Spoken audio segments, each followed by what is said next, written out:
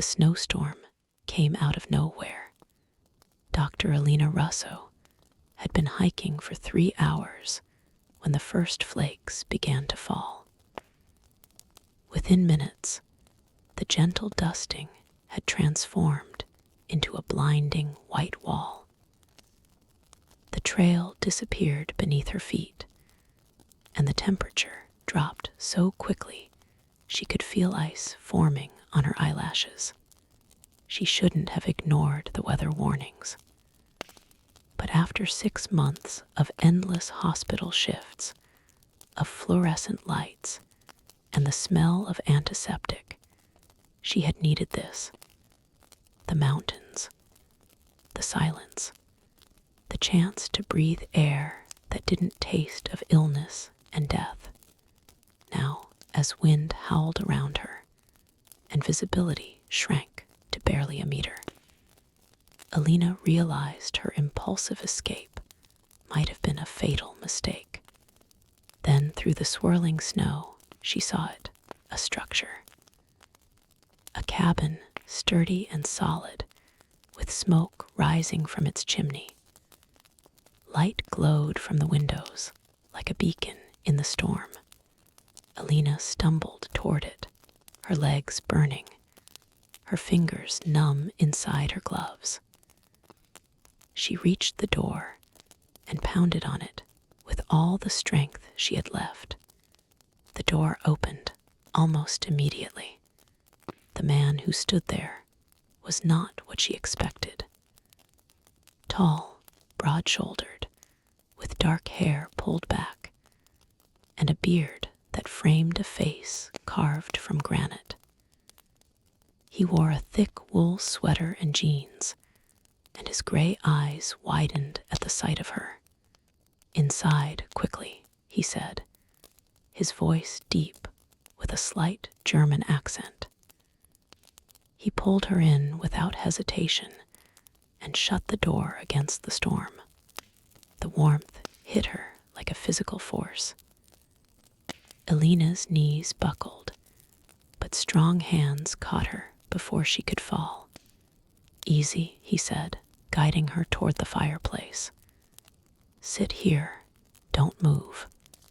Alina sank onto a thick rug in front of the fire, while the stranger moved with practiced efficiency.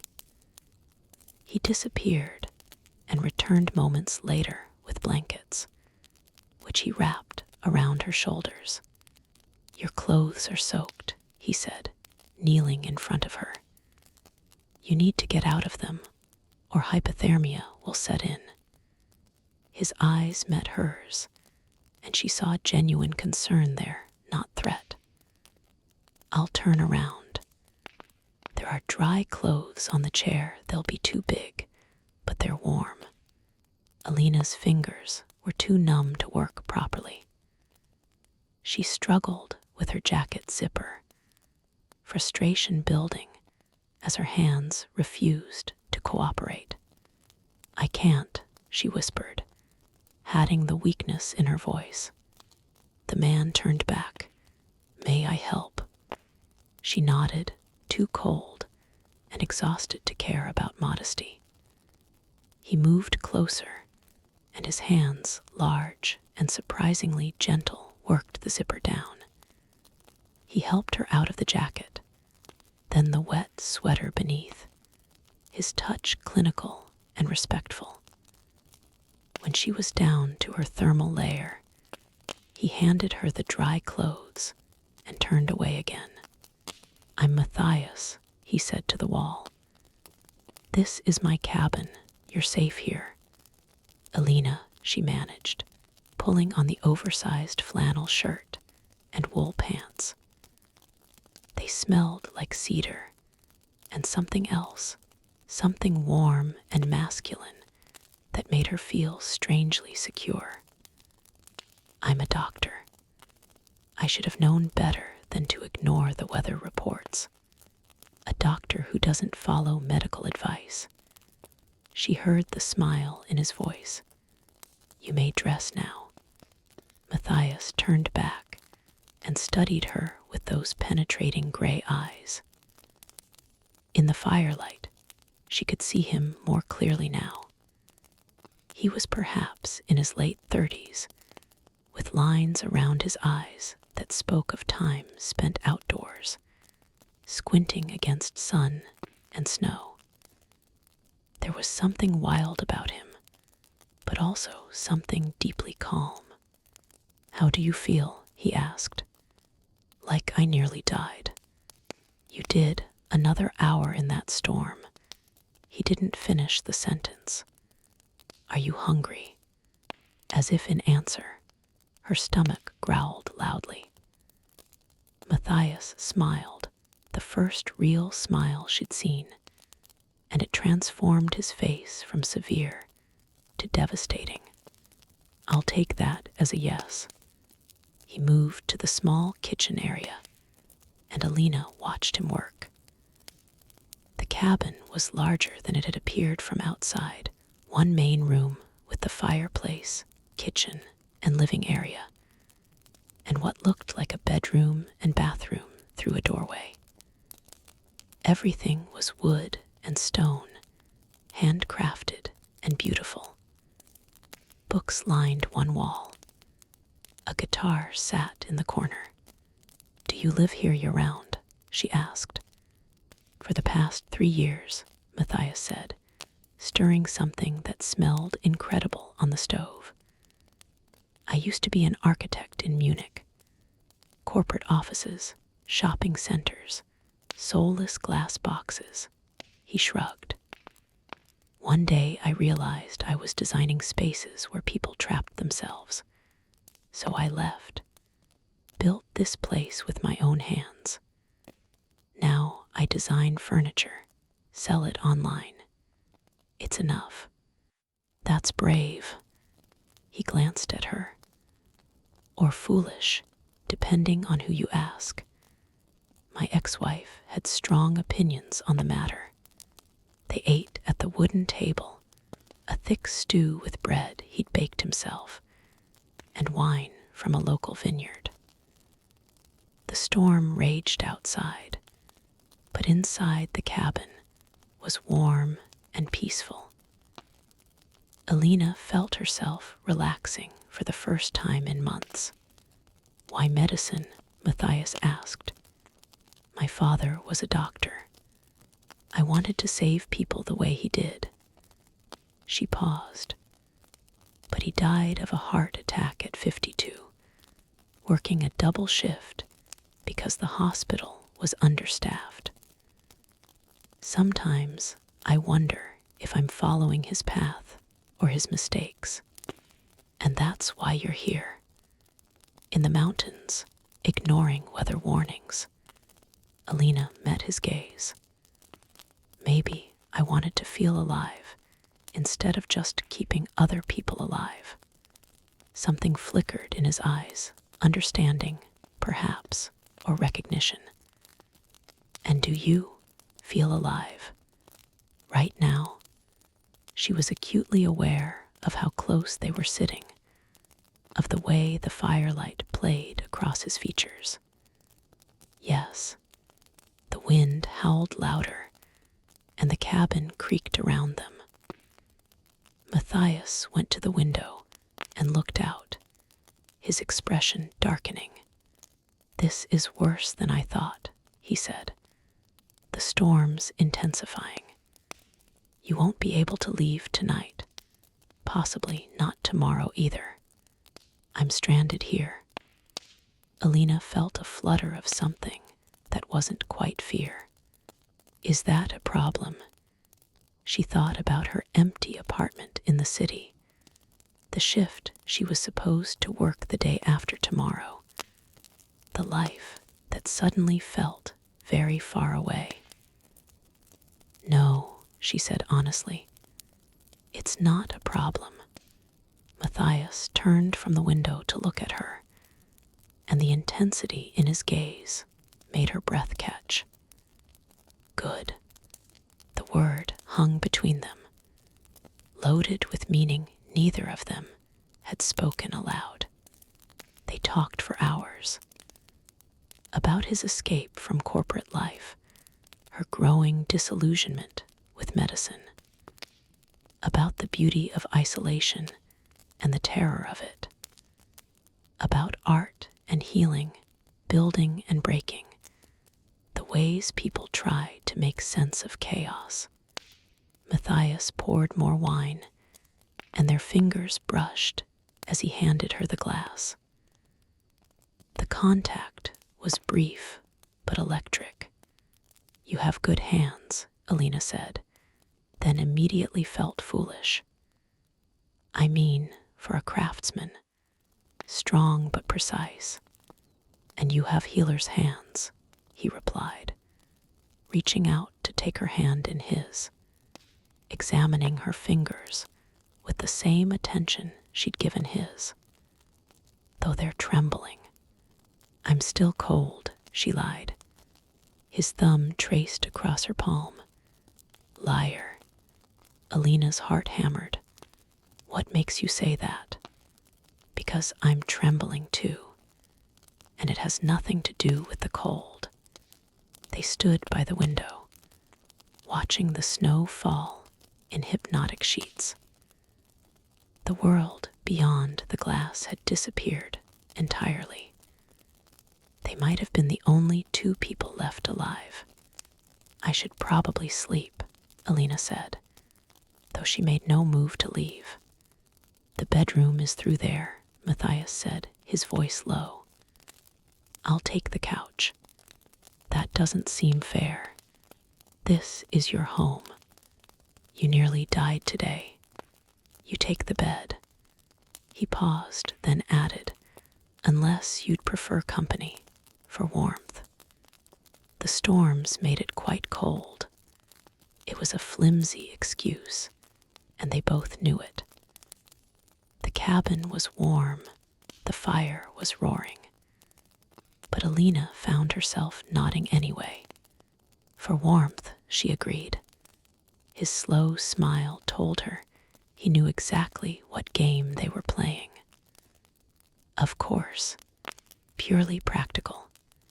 The bedroom was simple but beautiful, a large bed with a thick duvet, more books, a single lamp casting golden light. Windows looked out into the storm, but heavy curtains could shut out the world entirely. Alina stood awkwardly, suddenly aware of what she'd agreed to. Matthias sensed her hesitation. "I can still take the couch," he said gently. "I won't be offended." "No," she turned to face him. "I want you to stay. It's been a long time since I've done this." "Done what?" "Shared a bed with a stranger during a snowstorm." His eyes crinkled with amusement. "I imagine it's a rare occurrence."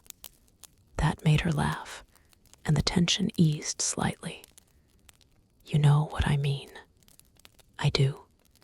He stepped closer, reaching out to tuck a strand of her dark hair behind her ear. The gesture was tender, almost achingly so.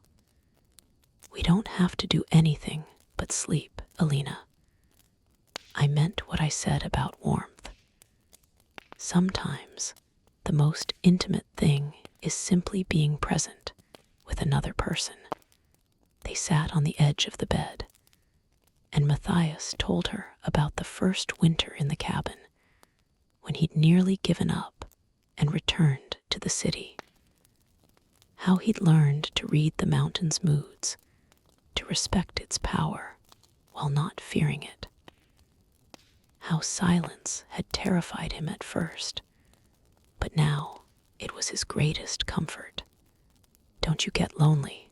Alina asked. "Sometimes. But loneliness in solitude is different from loneliness in a crowd. At least here, I'm honest about it." He looked at her.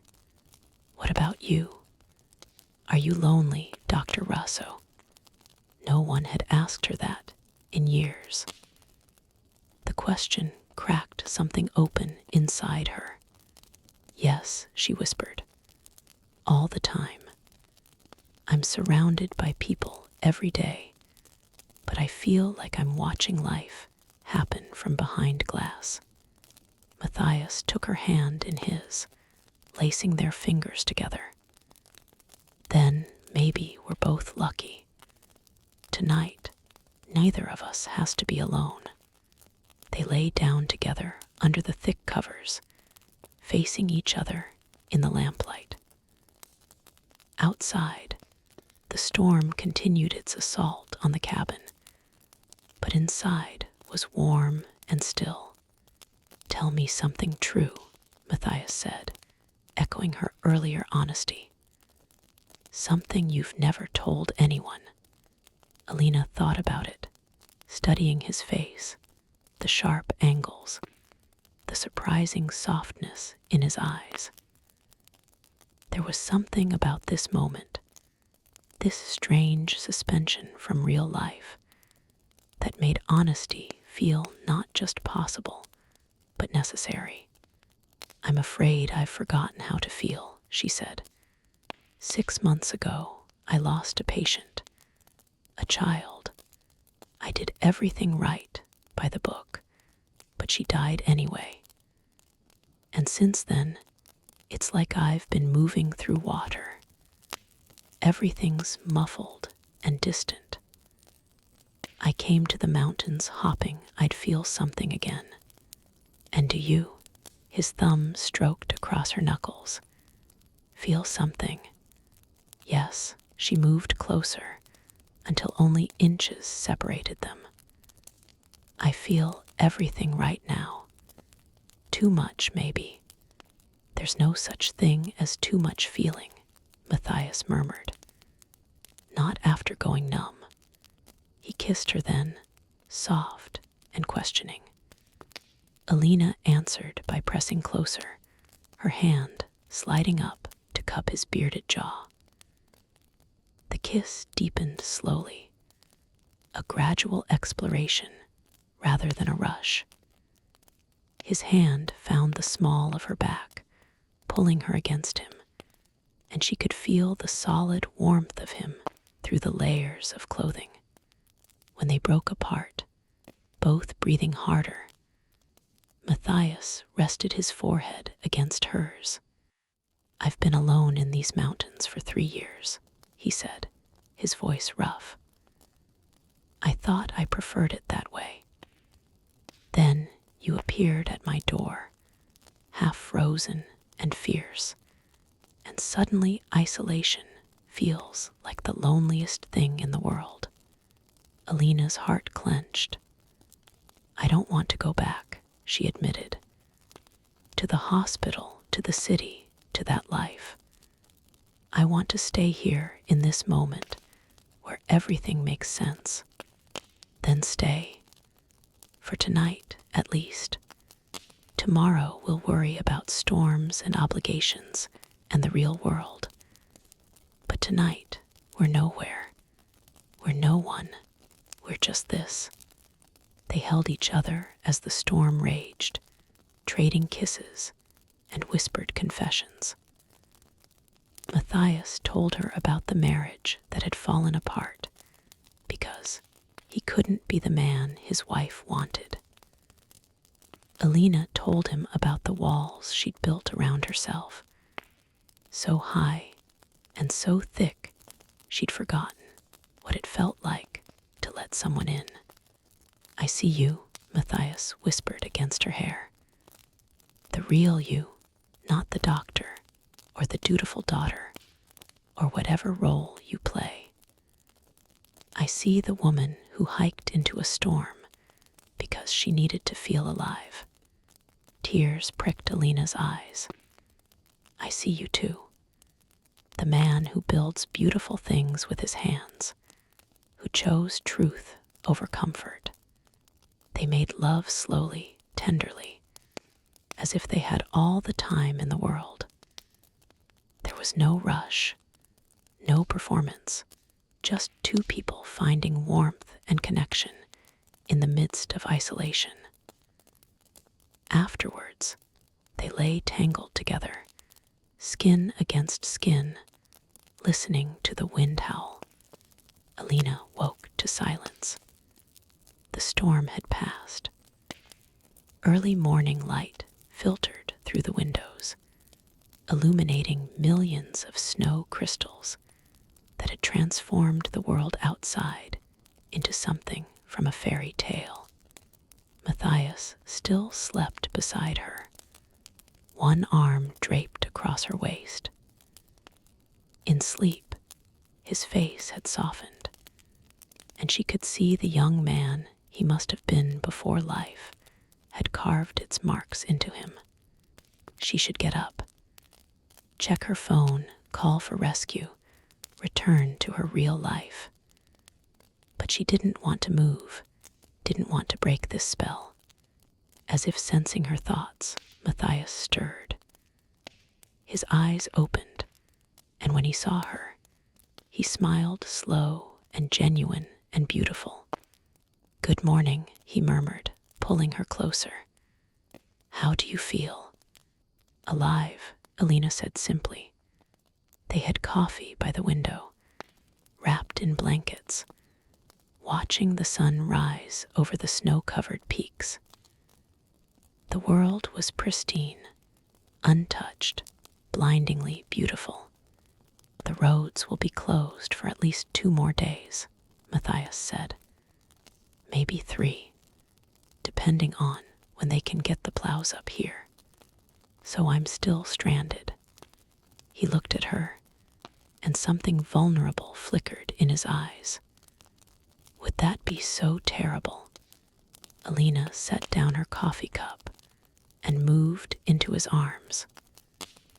"No," she said against his chest, feeling his heart beat steady and strong beneath her cheek. It wouldn't be terrible at all.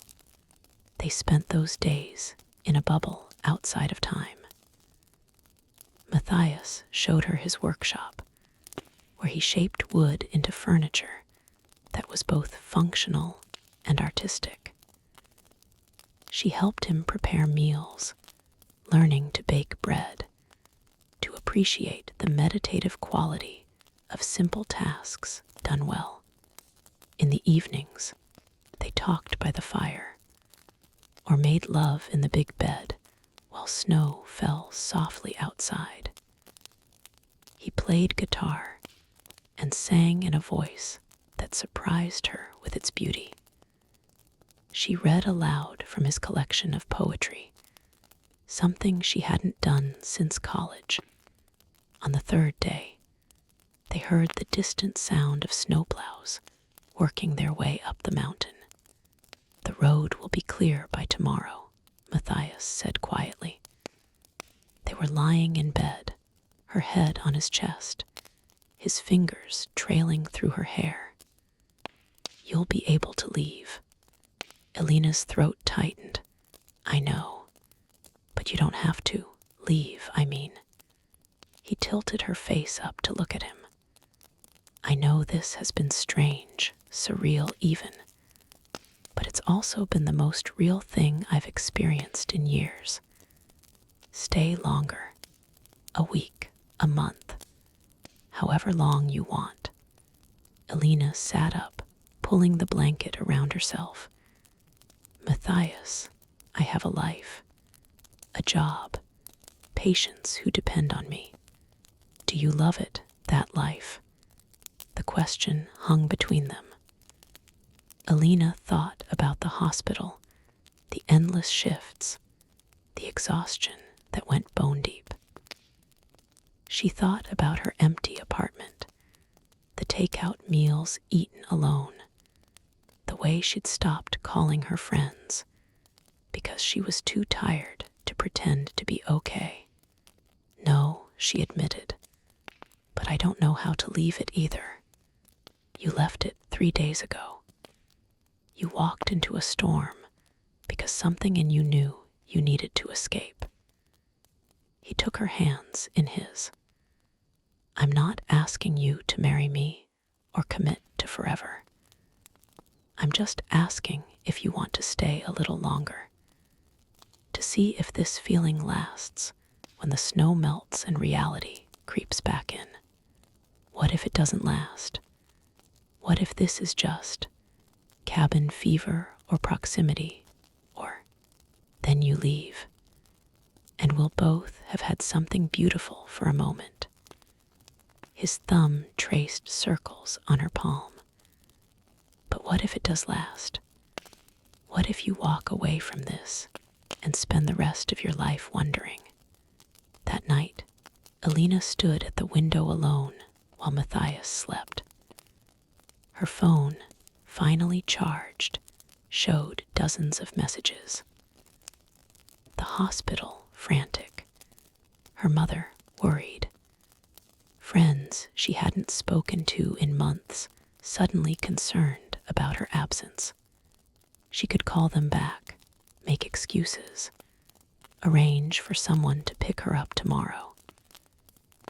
Return to the city, to the hospital, to the life she'd built out of expectations and shoulds, and the weight of her father's legacy. Or she could delete the messages, call the hospital and give her notice. Walk away from the glass box she'd trapped herself in, the way Matthias had. The choice crystallized with sudden clarity. Fear or courage, numbness or feeling, existing or living. Alina looked back at the bed, where Matthias slept peacefully. This man who'd literally saved her life and then shown her how to live it.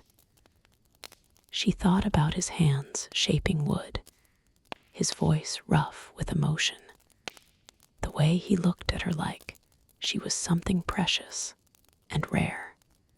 She thought about the person she'd been when she stumbled through that door, half frozen, desperate, lost. And the person she was now warm, awake, found. She slipped back into bed, and Matthias stirred, pulling her close without waking.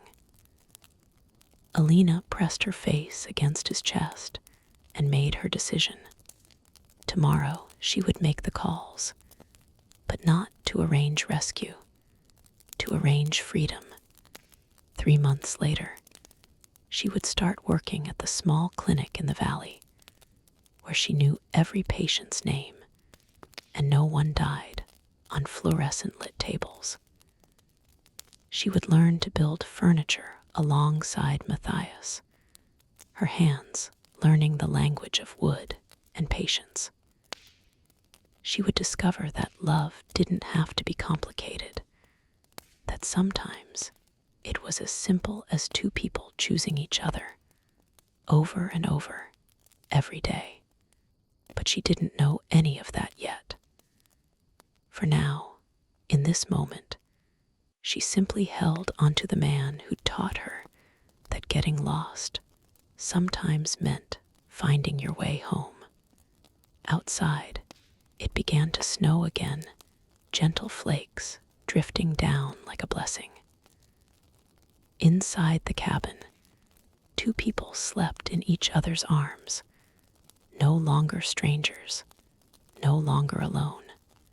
The storm that had brought them together had passed, but they remained, choosing each other, choosing this, choosing to be brave enough to feel everything, even when it terrified them, because sometimes salvation arrives in a snowstorm. Sometimes it looks like a stranger's door opening. Sometimes it's a hand reaching out in the dark, saying you're safe here. And sometimes, if you're very lucky, it's the moment you realize that being found was what you'd been searching for all along. Sleep well, and may you always have the courage to walk into storms, knowing that on the other side might be exactly what you've been looking for. Good night.